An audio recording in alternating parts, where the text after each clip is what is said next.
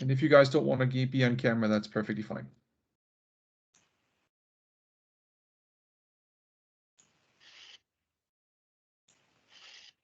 So hello everybody and welcome to the Adobe Marketo User Group in the Nordics, the virtual user group. Thank you guys for joining. For those of you that came, and for those of you that didn't, please feel free to see the recording. We have an agenda today where we were going to do a roundtable just to understand who was on the call today, but we don't have a lot of participants. And I think, Paulina, you did that last time, so I will spare you the walkthrough of that.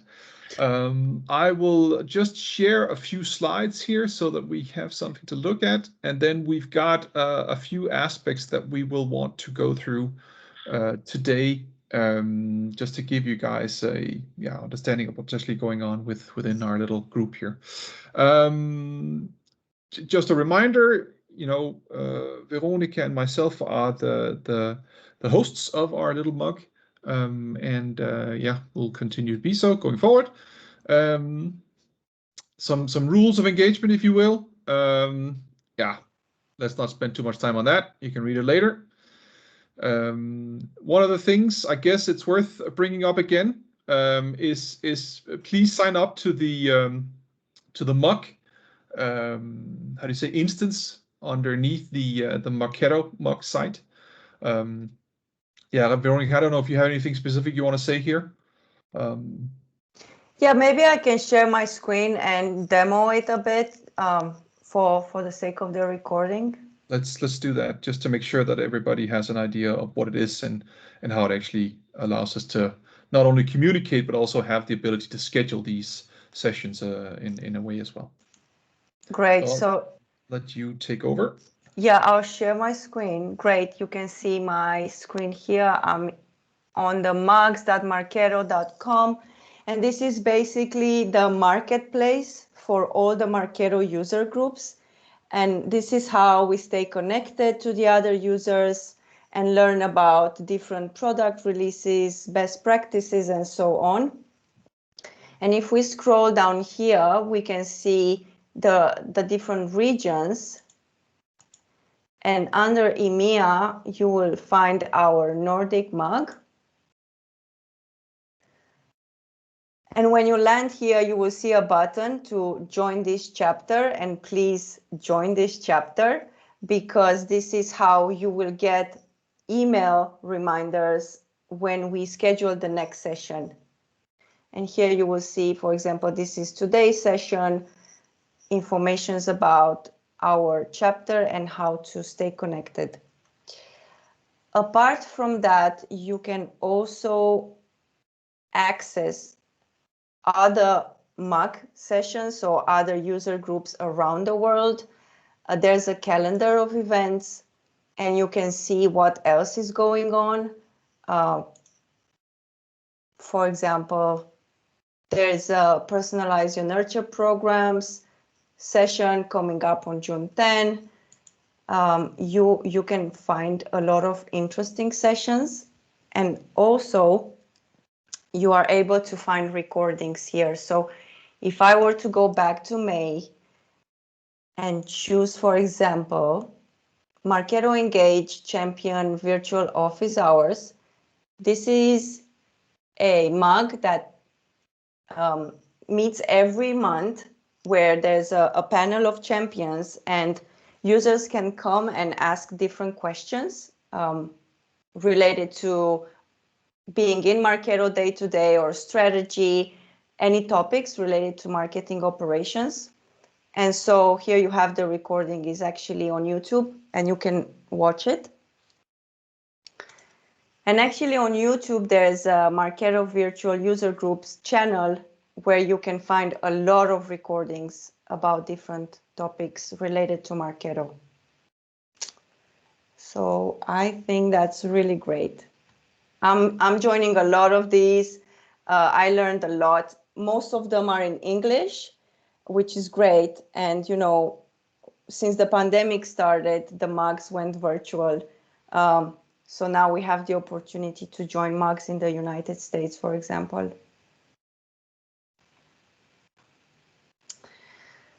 I think that was what I wanted to say about the mugs.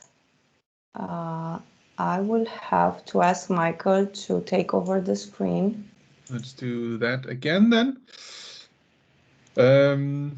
Just, some opportunities for upcoming potential things to do. Again, Veronica, I think you're going to take this one, the opportunity to get, certified within Marketo.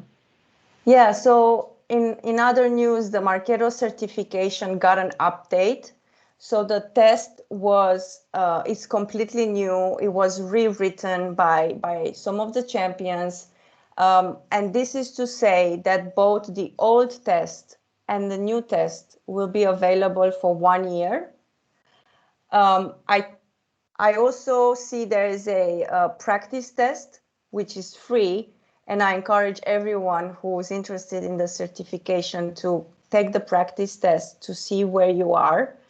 There's about 50 questions to practice.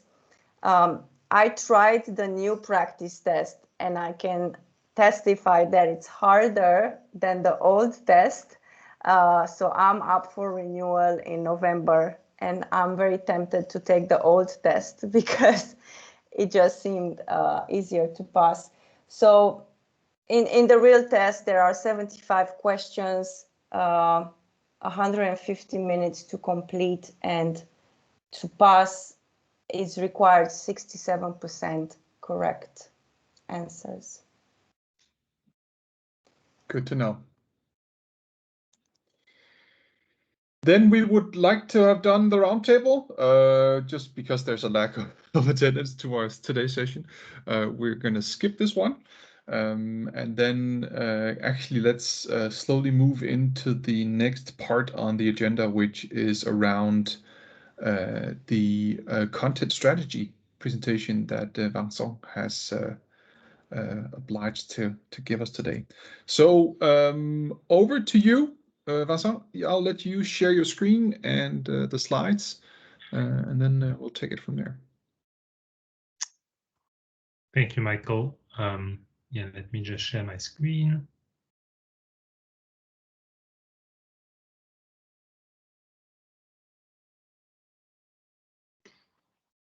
Just allow me a few seconds to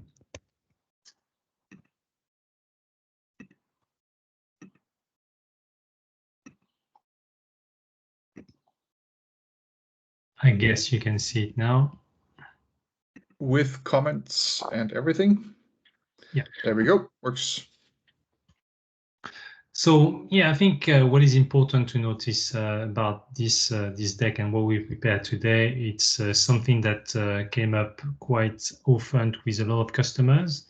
I mean, it's not necessarily directly related to Marketo. I think it's a general question about how companies should create content and leverage content in their marketing initiative. So we put together this deck just to allow our customers and prospects to understand how they should manage content. And the idea is really to provide general guidance on how they should produce content and what is a good content strategy. So before we dive into the slides, I just would like to ask a couple of questions maybe to Veronica about content. And because you have a broad experience around content and you've been working with different companies using Marketo, I think I would like to discuss with you the following points. So the first one is really about which sort of content you've been producing. So just to give a few examples, we're talking about ebooks, articles, product fact sheets, and so on and so forth. So in your case, Veronica, what are the key content pieces that you've been creating? Yeah, that's a good question. So just for a bit of context, I'm working at a startup in the healthcare space, and we address both what we call providers, which are healthcare professionals. So that's the B2B. And we also address consumers, which are people like you and me looking for therapists. And so when we think about content strategy, or the soon to be our content strategy, we have to look at the different audiences and have a strategy for B2B and then have a strategy for B2C. And I think, you know, for B2B, we are more into the thought leadership type of content. So we have newsletters going out, guides, and we also have information about product. We also started to produce some content in the form of audio. So we're doing podcasts at the moment, which is quite interesting. And so that will be on the B2B side. And then for B2C, you know, there's a different story because there's different channels for B2C. And so we're looking at up and coming channels. We're a lot on Instagram, for example, and we have more visual content. So a lot of, you know, photos or maybe even short videos that we share. So a lot of things happening. So if I understand correctly, obviously you try to first understand your audience, in your case B2B, B2C, then produce the content according to this audience, and then think about the channels afterwards, how you distribute this content. And I've seen that you have quite a mixed set of channels that you're using. Is it fair to say? Yeah, so we have to adapt our content to the channel and the audience. Mm-hmm. Exactly, yeah. So one question that also come across quite often is, I don't know if it's your case, but do you use a digital asset management? Because we have some capabilities available in Design Studio. So how those two components work together, and how in your case, for instance, you use the DAM and the Design Studio, do they talk to each other? What is the role of each for, you know, building a content strategy? Yeah.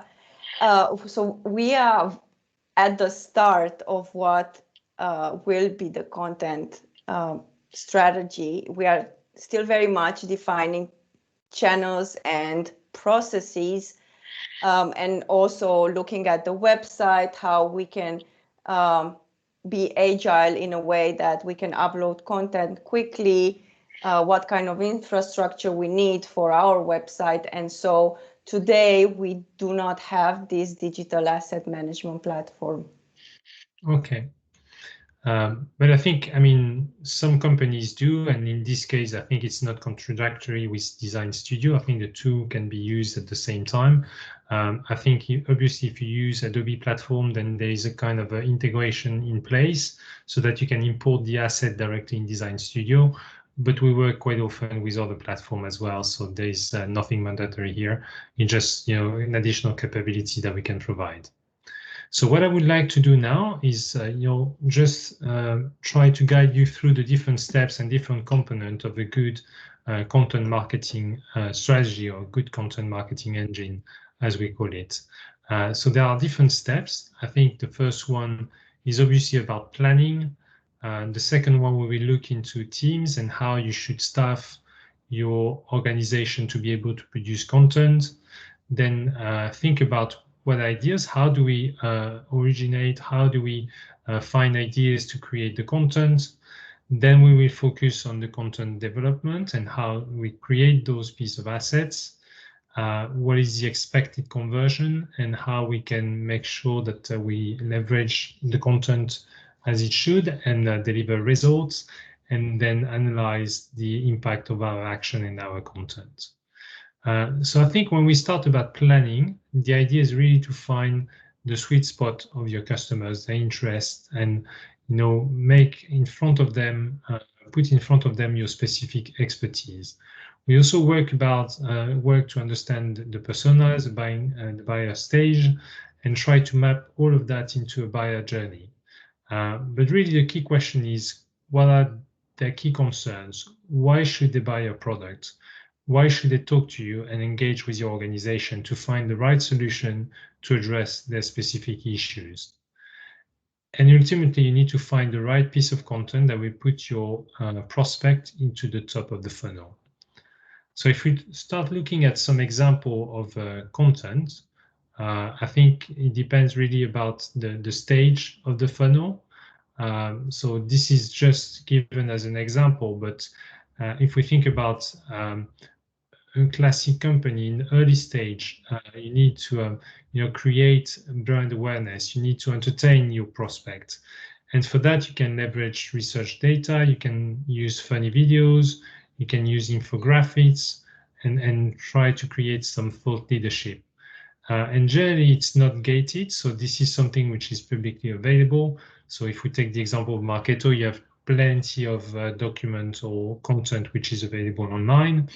But when you are entering into the middle stage, that's where you need to deliver more targeted content. So we're talking about buying guides or ROI calculator, white papers on specific topics, or analyst reports, and all of this needs to be gated. And once you move toward the late stage, when it's getting closer to the purchasing decision, then you need to think about information about the pricing, demos, or additional services that you offer, maybe some case studies that you can also offer, and all of this doesn't need to be gated. So again, it's provided as an example, but I think you need to have this kind of mindset of thinking about what is the stage where your prospect is, and then map this stage with a piece of content that are available. So now when we think about how to produce content, we think about what sort of teams do I need? So at least I think we tend to say that you need to have one dedicated person for the creation of content within the organization, more if you can, but at least someone that takes full ownership of the creation of the content. And then that person can work with what we call subject matter experts that can create content themselves, or they can support the creation of content. And that could be people like sales, or it could be like even BDRs, or people within your organization that have a good understanding of your product and services and that can contribute to the creation of this content. You can also work with external agencies. So sometimes, like when you have a very specific product for a very specific targeted industry, then you try to recruit a freelance writer or try to identify influencers on the social medias, and you can reach out to those people to help you creating the content that you need. And also you can leverage, other departments. As I said, sales is one of them, but demand generation could be another. So feel free to reach out to the people internally and try to ask, for help. Sometimes it's even easier to look at your surroundings and finding someone which is working very closely with you that can also contribute to the creation of content. So then we have the ideas. It's really about understanding what keeps your customers awake at night. What are their priorities? And to understand that, you have several tools. So, some people use, for instance, some social listening tools to identify, trends and topics. But you can find a lot of information as well on events. So if you attend an event, then you will get a much better understanding of, what are the key topics or the key problems that you're trying to address with your customers. And this is also something that you can use into your SEO consideration, how you recruit your customers, and then you need to think about the frequency of the publication. So on the right hand side of the screen, you can see how we've mapped those different sort of content and what is the frequency for each of those categories. So if we start about entertaining, it could be monthly. Or if you want to teach something and you have like some short videos, and you can probably publish something twice a week. But all of this exercise needs to be adapted to your strategy, needs to be adapted to your target. And as we were saying with Veronica, is audience and channels are key components of your strategy and how you're going to publish the content. So now we have the production of the content. So what is very important I came across a lot of companies saying, we don't have much content, or we don't we need to create a lot of content, and that's a huge effort for small organizations. So sometimes you can repurpose content, so you can create like a white paper, and this white paper can be translated into webinars, into blogs, or can be reused and repurposed into different channels. But you also can think about, reactive piece of content as well. And the idea is really to enter in kind of a machine where you create content every month. But you can, instead of creating a brand new content each time, you can edit something which is already available online. But I think what we tend to see a lot is when people take this content seriously, they start thinking in terms of calendar. They start thinking like a publisher. What should be my editing line? What should be the topics that I should cover? And try to plan as if you were planning the release of a newspaper with cadence, topics, and really have a full publishing line, so to speak, to follow through and to distribute the content. So when this is sorted, when you have the ideas, when you know which sort of content you need to produce and distribute, you need to start thinking about the audience and how to convert your audience. So I think one of the good things to start up with is identifying the influencers. So I'm sure that in every industry or in every, I would say, industry or specific around specific products, you have people talking about it and choosing or expressing their views. So why not starting to retweeting their tweets or commenting on their post and reacting to the content that they're publishing or the posts that they're making. You can also take into account your obviously SEO and make sure that the content is optimized for your SEO. You can also do some paid media, obviously, and then you can also start doing syndication and provide links to your website. Obviously, social advertising is another one. And ultimately, what you want to do is, once all this content has been published, is to capture the information from your audience and start publishing forms.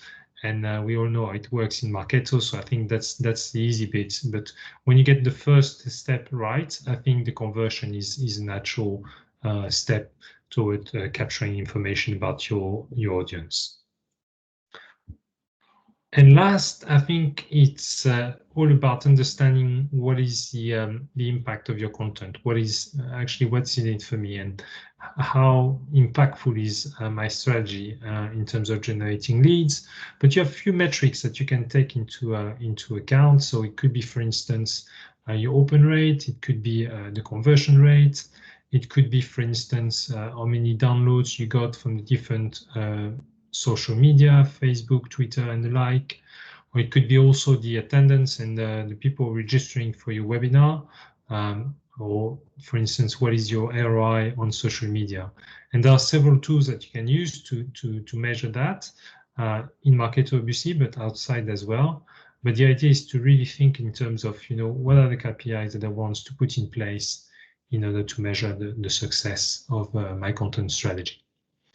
So I think that's it for what we wanted to talk about today. I hope it was helpful in terms of thinking a little bit more about how you produce content, why it's important to have a content strategy.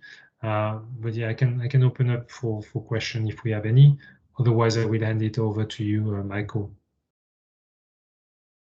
I can add in here that I love the approaches of the analytics part, understanding what's working and maybe what's not. And I always like when talking about this aspect of understanding what's working and what's not, to talk about the area around marketing attribution. So connecting some of these parts of content, these approaches to sharing content with our understanding of what's actually generating opportunities, pipeline, revenue inside of our organization. So I think this is the great place to start.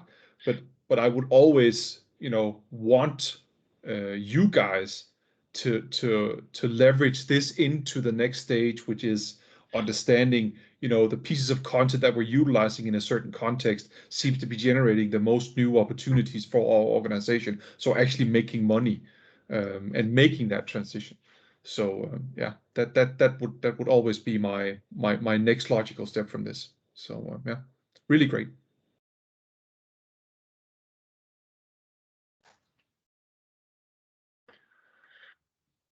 Apart from this, I think that's pretty much all we had for today. Paulina, I don't know if you have any suggestions for subjects for next time. We do have one that we're going to talk about later, but the floor is yours.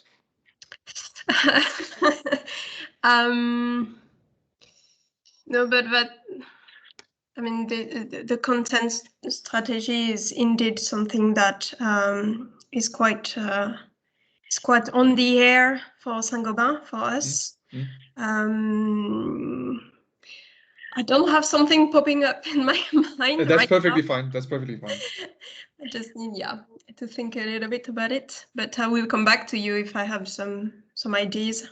I will write to you. Yeah. But thank you, Vincent, for this presentation, because this is exactly what we are working on and our issues and so on. So thank you.